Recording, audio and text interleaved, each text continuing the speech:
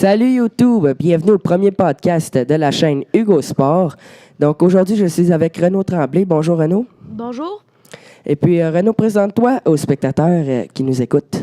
Donc moi, je suis un ami de Hugo Côté. On se connaît principalement par le sport, donc je peux vous en nommer quelques-uns. Hockey, golf, baseball. Mais nous sommes rendus de très bons amis. Donc merci Renaud. On va commencer avec notre premier sujet de podcast. Dans le fond, c'est Bryce Harper et le concours de circuit.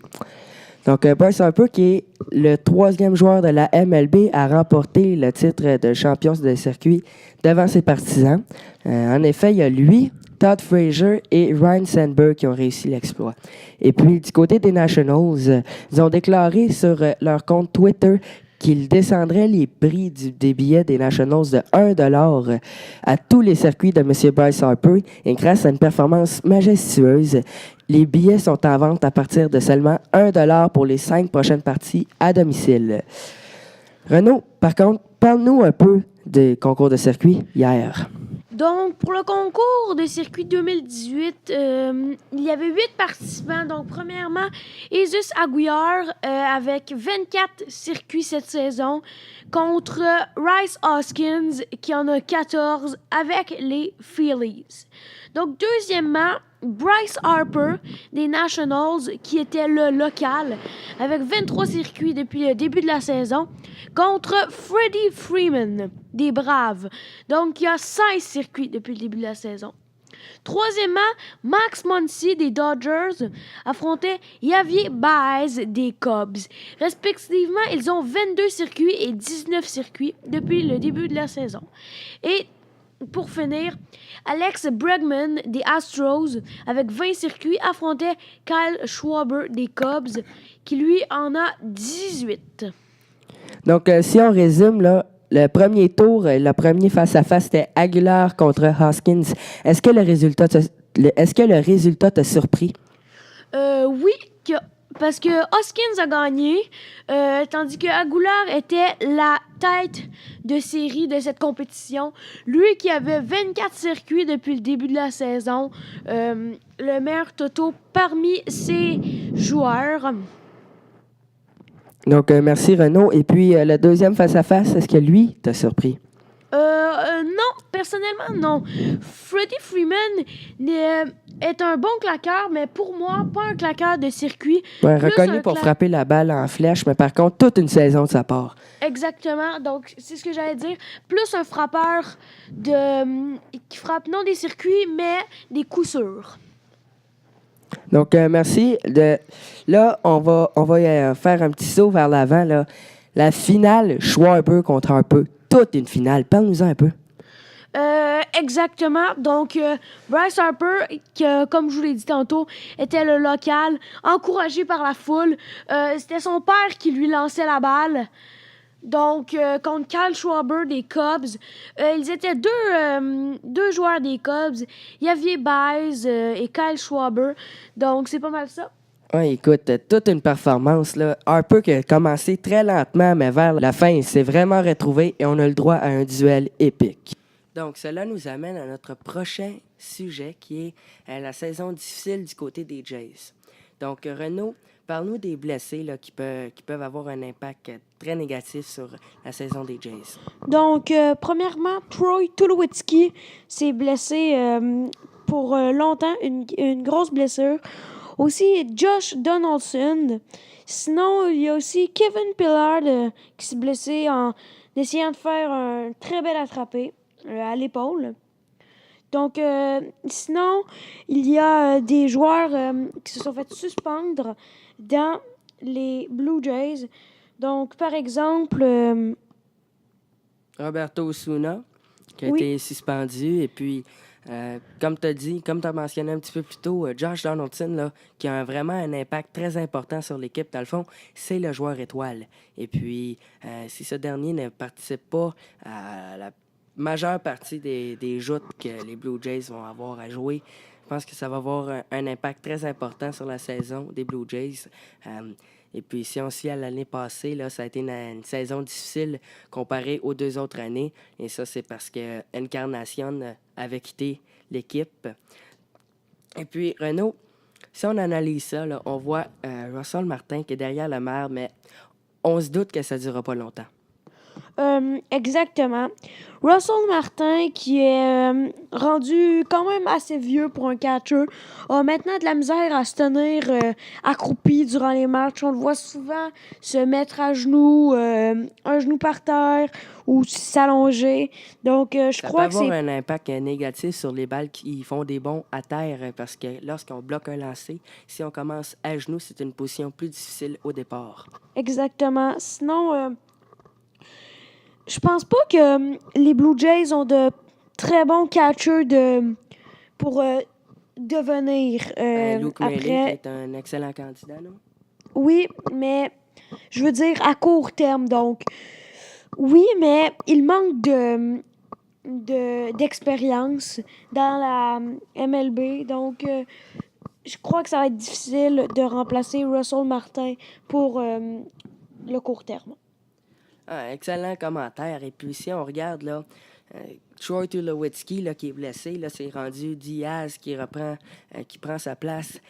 Ça aussi, ça peut avoir un impact plus ou moins négatif parce que Aldemus Diaz n'est pas nécessairement, là, je veux dire, un arrêt court partant. Et puis, là, si on va au champ extérieur, là, on voit Teoscar Hernandez. Et puis, Teoscar Hernandez, pour n'importe quelle formation autre que les Blue Jays, je crois que ce dernier évolue dans le niveau 3A. Et puis, c'est sûr qu'on manque un petit peu d'expérience et puis de profondeur dans le champ extérieur. Puis, Kendrys Morales, par contre, qui a une excellente saison cette année, qui est un frappeur désigné. Et puis, Renaud, explique un petit peu c'est quoi le rôle du frappeur désigné. Donc, il n'y en a que dans la Ligue américaine et non dans la Ligue nationale. Donc, la différence, c'est que dans la Ligue nationale, le lanceur frappe, mais dans les ligues américaines, les lanceurs frappent pas. À la place, c'est un frappeur désigné, donc lui, qui fait habituellement que frapper. Excellent. Puis, je pense que ça va être ça qui va conclure l'aspect des Blue Jays. Une saison difficile, mais on peut toujours se reprendre. Et puis, on va rester dans le thème Toronto. Renaud, on s'en va dans le hockey. Tavares qui a signé une entente de 11 millions de dollars par saison avec les Maple Leafs. Exactement. Donc, 7 ans pour 77 millions au total. Donc, John Tavares, qui vient de Toronto, quand il était jeune. Un partisan des Maple Leafs. Exactement. Donc, c'est pas mal ça pour Toronto, pour John Tavares. Je crois que Toronto vont avoir une très bonne attaque cette saison. Donc, je me base pour dire ça sur, premièrement, leurs 3 premiers centres sont John Tavares, Austin Matthews et Nazem Kadri. Moi, je crois que ça pourrait faire un peu de la chicane dans les Maple Leafs de Toronto. Car si Nazem Kadri, on s'entend, va être le 3e centre des Maple Leafs, mais pour le rôle de premier centre, je crois que ça va être difficile à choisir pour l'entraîneur entre John Tavares et Austin Matthews. Mais d'après moi, c'est pas un gros problème si on considère les centres du Canadien. Effectivement, je suis d'accord avec toi, mais est-ce que tu trouves là, que si on regarde les statistiques du côté de Tavares, 84 points la saison dernière, 37 buts, et puis dans les séries, il y a 22 points en carrière. Penses-tu que Tavares là, est vraiment une coche au-dessus d'Austin Matthews et que ça va être un choix plus difficile que les gens le pensent? Non, d'après moi, non. Car, premièrement, John Tavares, oui, un très bon joueur, ça, on peut pas lui enlever. Maintenant, avec les Maple Leafs. Mais Austin Matthews, un jeune qui a été repêché au premier tour, je crois que Austin Matthews, dans les années à venir, je crois pas que l'année prochaine, le choix va être difficile entre Matthews et John Tavares, car je crois qu'ils vont avoir des rôles différents à jouer dans l'équipe.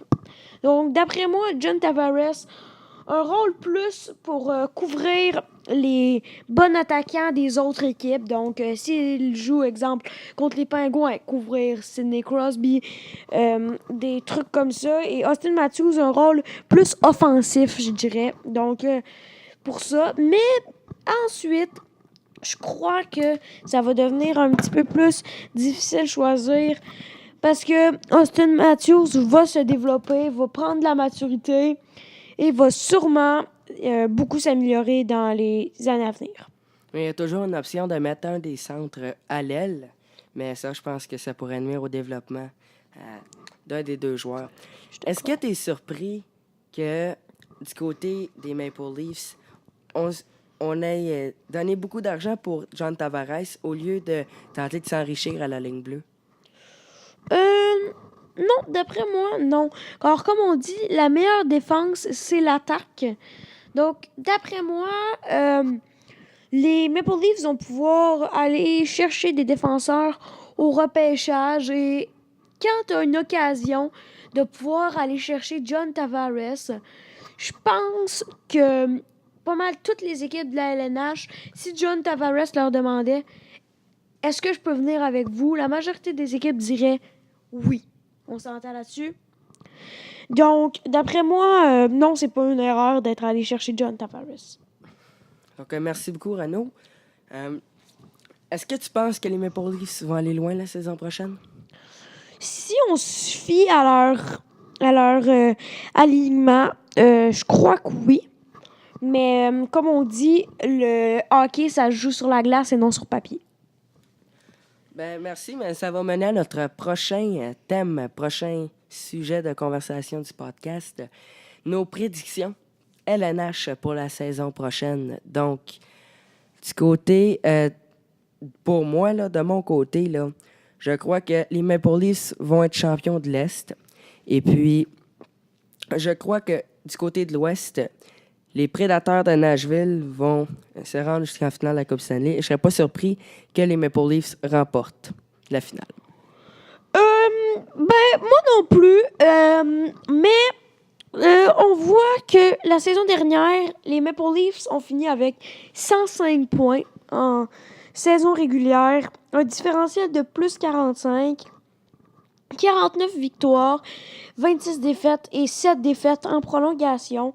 Donc, oui, une très bonne équipe, mais il ne faut pas oublier Tampa Bay dans l'Est, qui eux aussi sont une grosse puissance de la Ligue, avec Nikita Kucherov, Steven Stamkos et plusieurs autres bons joueurs comme Edman à la ligne bleue. Donc, moi, je crois que ça va être serré entre ces deux équipes-là dans la division Atlantique. Mais je sais une chose, ça sera pas facile pour le Canadien de s'incruster dans la division Atlantique avec 3 équipes aussi dominantes que Tampa Bay, Boston et Toronto. Mais pour les équipes repêchées dans l'association de l'Est, le Canadien, ça me surprendrait pas, mais ça me surprendrait en même temps qu'ils se rendent. Je m'explique. D'après moi, Columbus, New Jersey, Floride, Caroline, Islanders, Rangers, Détroit, Montréal, Ottawa et Buffalo sont 10 équipes qui, pour moi, vont avoir de la misère à s'incruster dans la division métropolitaine ou atlantique, dans les 3 meilleurs, je veux dire. Donc, pour moi, ça va être serré entre ces 10 équipes pour les équipes repêchées. Maintenant, passons à l'association de l'Ouest. Donc, dans la division Pacifique, Nashville a eu... Las Vegas a eu 109 points. Anaheim, 101 et San Jose, 100 points en saison régulière. Donc, d'après moi, Vegas va encore une année de suite être une équipe à surveiller. Aussi, tout comme Nashville dans la division centrale, qui a fini avec 117 points, meilleure équipe de la Ligue nationale en saison régulière, mais ils ont perdu contre Winnipeg en quart de finale durant les séries. Sinon, Winnipeg, justement, et Minnesota sont les autres équipes qui ont réussi à s'incruster dans les 3 meilleures. Donc, sinon, du côté des équipes repêchées dans l'Ouest, je crois que c'est plus facile de dire quelle équipe vont se rendre, mais non. Car, d'après moi, Los Angeles sont une bonne équipe qui, pour moi, ont plusieurs chances de encore être dans les équipes repêchées ou de rentrer dans la division Pacifique. Sinon, pour la deuxième équipe repêchée, ça va être plus difficile à dire, car il y a plusieurs bonnes équipes comme Saint-Louis, Dallas, Edmonton et Chicago parmi ceux-ci. Donc, c'est pas mal ça. Sinon, pour moi, mes prédictions en finale de la Ligue nationale, d'après moi, cette année, on va avoir une finale Toronto ou Tampa Bay, donc en finale d'association, contre... Moi, je pense que Nashville et Winnipeg sont deux équipes qui pourraient se rendre loin en série, tout comme on l'a dit tantôt, Tampa Bay et Toronto. Mais pour la finale d'association, je crois sérieusement que Pittsburgh et Tampa Bay ont plus de chances de s'y rendre et que Tampa Bay va se rendre en finale des séries. Mais de l'autre côté, on a aussi Vegas, Anaheim et San Jose. Pour moi, Vegas est la meilleure équipe. 51 victoires, 24 défaites et 27 défaites en prolongation pour cette équipe cette saison. Un différentiel de plus 44. Un des meilleurs dans la Ligue nationale de hockey. Donc, contre Winnipeg, d'après moi, ils vont se rendre comme l'année dernière. Et encore une fois, Vegas va l'emporter contre Winnipeg. Et en finale de la Coupe Stanley, d'après moi, Tampa Bay va l'emporter cette saison. Donc, c'est pas mal ça pour mes prédictions. À toi, Hugo. Moi, comme j'ai dit, je vais continuer encore à croire que les Maple Leafs de Toronto vont remporter la Coupe Stanley. Par contre, Tampa Bay, je serais pas surpris que les Maple Leafs les affrontent en finale d'association, mais d'après moi, avec un centre, une ligne de centre aussi dominante que celle des Maple Leafs, ça va être très difficile de les battre. Donc, Renaud, pour terminer le podcast, je regardais sur Internet et puis j'ai trouvé un quiz de baseball. Donc, es-tu prêt? Oui. À justement tenter de le réussir et de l'accomplir? Avec succès. Oui. Eh bien, oui. Allons-y. OK. Donc, quelle est la position la plus importante dans l'avant-champ au baseball? 3 choix de réponse. Le premier but, le lanceur ou le catcher? D'après moi, c'est le catcher. Car le catcher dirige pas mal tous les joueurs sur le terrain pour les jeux, les stratégies défensivement. J'aurais dit ça moi aussi, mais malheureusement, c'est le lanceur selon le quiz. Donc, maintenant, passons à la deuxième question. OK. Elle est beaucoup plus facile.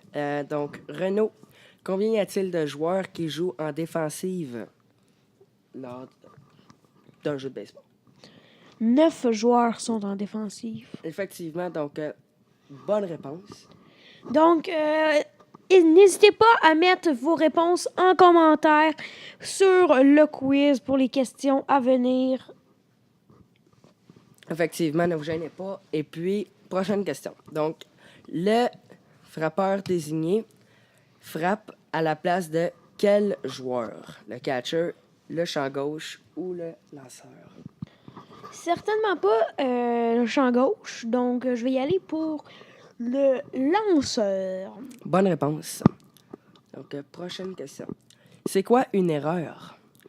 Est-ce que c'est être tiré sur les sentiers, faire une erreur en défensive ou encore être retiré sur 3 prises? Faire une erreur, c'est, je dirais, en défensive, mais tu peux aussi faire une erreur sur les sentiers. Donc, exemple, voler au mauvais moment. Non, mais une erreur dans le sens, statistiquement, c'est quoi une erreur? En défensive. Parfait. Bonne réponse. Donc, prochaine question. C'est quoi un match parfait?